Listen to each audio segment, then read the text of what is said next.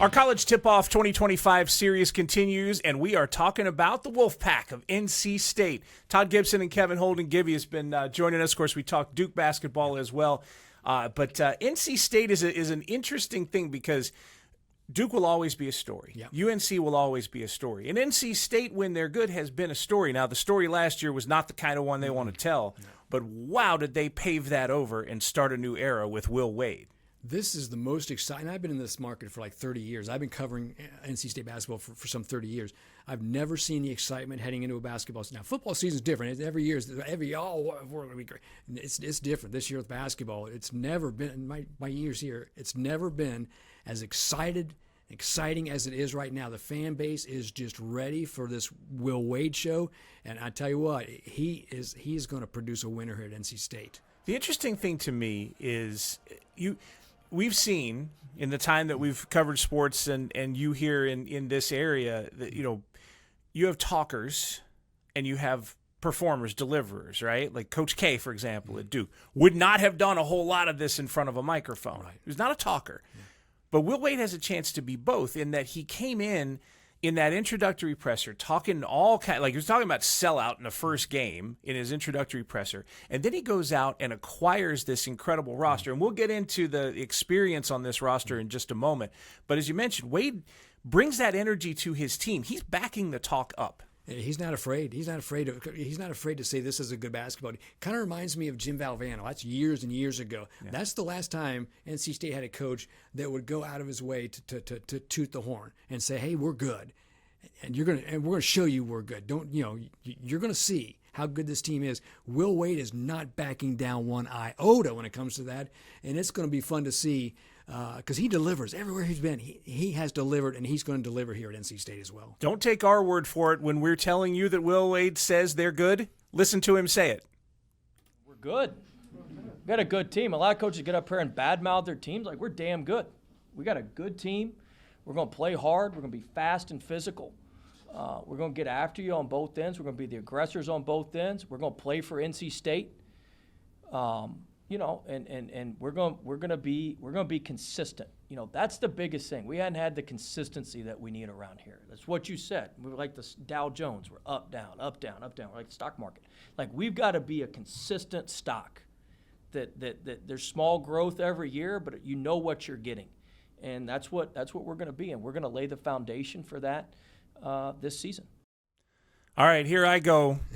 trying to probably is a bad idea to stir the pot, especially at this moment. But there's a difference between Will Wade and another certain coach that's come into a certain triangle program in a different sport and had a completely fresh roster, in that Will Wade has acquired significant experience on this roster. There are names Darian Williams and Arsenault and Van Allen Lubin, who was in the triangle before. Yeah, he sounds like a coach who is confident because he knows he has the players to back it up. And he's brought in some players, like you mentioned, those players you mentioned. He's brought in some players who have NCAA experience, guys that have gone kind of deep into the NCAA tournament, guys who have played in the NCAA tournament. That is huge. That is so big. They missed last year, NC State did, after a year of the 23-24 year, where it was just everything came together for the tournament run. Last year they missed the tournament. This year he's got the horses that can get to the tournament and do some damage once that tournament starts. So, and we were talking about preseason projections, and we'll have a little something here on Darian Williams in a moment. From a team projection standpoint, you took a team that went through, it was like a 9 or 10 game losing streak last year in the conference. They're 5-15 in the conference, finishing 16th. Didn't even make the ACC tournament. I mean, how does that happen to a program like NC State? It should never happen to a program like NC State. And they haven't played a game since then. Mm-hmm. All they've done is gotten a new coach and an entirely new roster, but they're projected in the top 4. In the conference. Well, that shows you the Will Wade effect. I mean, we all knew that if we were waiting for him to get this job, everybody thought he's going to get this job. No, he's not. No, he's not. Once he got that job, the realization was, wow, he's got this job. wow, watch how big this gets. Watch how amazingly he turns around this roster, and he did exactly that. So what we love to do here is to give you information that you can use. By watching this, you get enriched, and you can impress your friends with tidbits of knowledge. So Will Wade is going to offer a tidbit on the amount of experience on his new NC State team, and you can remember this and impress your friends and maybe win a bet or two. We have the most NCAA tournament minutes of any team in the ACC on our roster. We have 6 guys on our roster that won an NCAA tournament game last year. We have 549 NCAA tournament minutes played on our roster. That's 200 more than the next closest ACC team. So we want to have a team that's prepared to get to March and prepared to win in March. And so that's what we feel like we've put together with this group.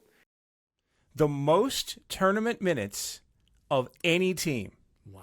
And not one of them was at NC State. Well, no, that's right. Not one of them was at NC State. Yeah, that is amazing. And that's, that how huge is that, to have that experience coming in? And that's why people are thinking so well of them this year. The fact that these players, they're coming in from different schools, obviously, but they were successful at those other schools. And the reasoning is, the logic is that, well, they're going to bring that knowledge and that play style and that winning mentality to NC State, and it's going to happen here. And we'll start that with Darian Williams when you're talking about a new mentality, because how incredible is it that in the Triangle, the preseason ACC Player of the Year doesn't play for Duke or UNC. He's a Wolfpack member, Darian Williams. That's amazing. And he didn't play at NC State last year. Right. It's just some guy that comes in off the transfer portal, comes in from Texas Tech, where he averaged 15.5 points, I believe, last year. A great player, just a great player. And for the people out there to select him as the preseason player of the year, says a lot about him. It really does, because he hasn't played 1 minute here in the ACC. And we got a chance to see, you and I did a practice that Will Wade led. It was part of their media day, and there is these folks that have, like Darian Williams and these other guys that have not played for the team. He is certainly putting them through the rigors, Wade is, leading into the season, so that they're not inexperienced with their own group by the time we get there. I mean, that practice included, or the lead up to the season included, time in a boot camp with Navy SEALs. Yeah, that's a good thing, because you want to build camaraderie with your troops, with your players, because these are guys that are coming from all over throughout the nation. You bring back just a couple of, like, maybe 2 players from last year's team. When you bring these players in, these players have to acclimate. They have to get used to the coach. They have to get used to playing with each other. They have to get used to eating with each other, going to the movies with each other, and just being buddies with each other, being comrades, being guys who you lean on. If things aren't going well, you want to look over your shoulder and say, "Oh, he's got me. He's got me." And I think that's what the boot camp was for, to help I guess speed that process up. If you want to play for me, you got to know me. That's actually a Hubert Davis quote, but it certainly applies in the Will Wade section of things. No question. Darian Williams from ACC Tip-Off in Charlotte. Fans are crazy. We hate UNC, which I don't have a problem. I hate UNC as well. And then the football games are exciting, though. They're fun to go to. It was hot the first couple games, though, so it was tough to stay there the whole time. But just the environment, the fans, they're all bought into what we have going on. I feel like in basketball, obviously, you said we sold the most season tickets and everything. So I'm excited for that, and I think they'll enjoy what happens. They'll enjoy what happens is the end of what Darian Williams has to say right there. So now that takes us to the opener. That takes us to the day that Will Wade's been talking about. The Red Reckoning is the term that he uses. It's a non-conference game without a whole lot of meaning other than it's a debut game. But how important is that game? Pretty important. He has stressed that he wants to sell that game out. And last year, when I was shooting games, I would purposely take time to shoot all the empty seats at Lenovo Center. Mm-hmm. And at times, it was just eye-popping. That will not happen this year. I can guarantee you that. Those seats are going to be filled. Maybe not every one of them like he wants, but those seats are going to be filled, and that's because they believe in Will Wade. They believe in what he's bringing here, and they are starved for a winning basketball program at NC State. A couple years ago when we went to Final Four, that just came out of the blue. That was just crazy what that team did. but you want to be consistently good. And that's what Will Wade has been all through his career. Every stop he's made, he has been a consistent winner. That's what NC State wants. That's what NC State should have, because this is a great basketball program. It's interesting, too, because what we know about Will Wade up to this point, it has to do with things like McNeese State, where you enter the tournament as a 12, no matter how good you are. And then when you beat a 5, that's when the fame comes. NC State's going to play this from a different position. If they come in good, they're not a 12 in the tournament. They're going to be the 5 or maybe higher. Exactly. So it'll be he won't be able to use the same psychology, I guess, when the tournament starts. But he'll be fine because he knows he's got good players.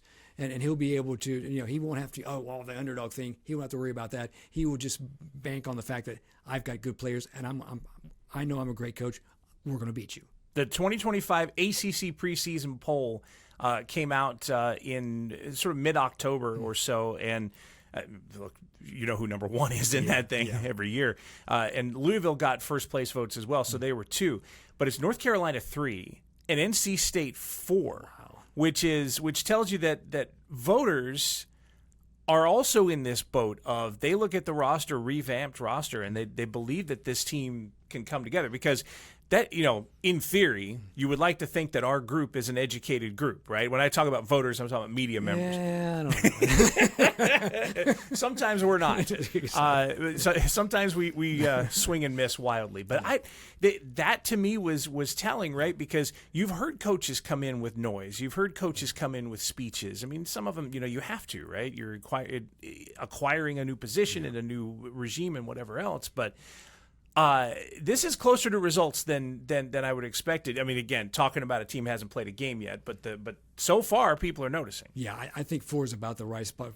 Picking them 4th in the ACC, that's a pretty good. That's really high. That's a pretty good. A lot of people think that they should have been one step up. 3rd, bump UNC back to number 4. So, 3 of the 4 best teams in the ACC right here in the Triangle, we get to cover them. That's just terrible. It's terrible. It's terrible for everybody else. Exactly. Right? And then the one other one here with the minute that we have left, one other player I wanted to chat about was Van Allen Lubin because he knows the rivalry already between UNC and NC State from the other side of the rivalry. Do you think it's important to have someone like that it's not just for success, it's for success against the teams that are nearest to you? Not necessarily. Yeah, I just think that he's a great addition. I didn't hear any animosity towards UNC. He just thought this was a better fit for him. Here he is, and he's going to get his chance under Will Wade. It's probably a good move for him, but boy, he's been on the move. Has he 4 teams in 4 years? That's pretty. That's college basketball in a nutshell these days. It's wild, isn't it? Really is. Those days of a player being around for even one program for 3 or 4 years. Doesn't happen anymore. Does not. Todd Gibson, Kevin Holden, this has been our NC State Wolfpack season preview, the college tip-off. We will get back to these college tip-off shows probably under a different name since we will have tipped off by the time we get to the new year. But we will get back for more of that in the months to come leading into the tournament. But we appreciate you watching CBS 17 Plus.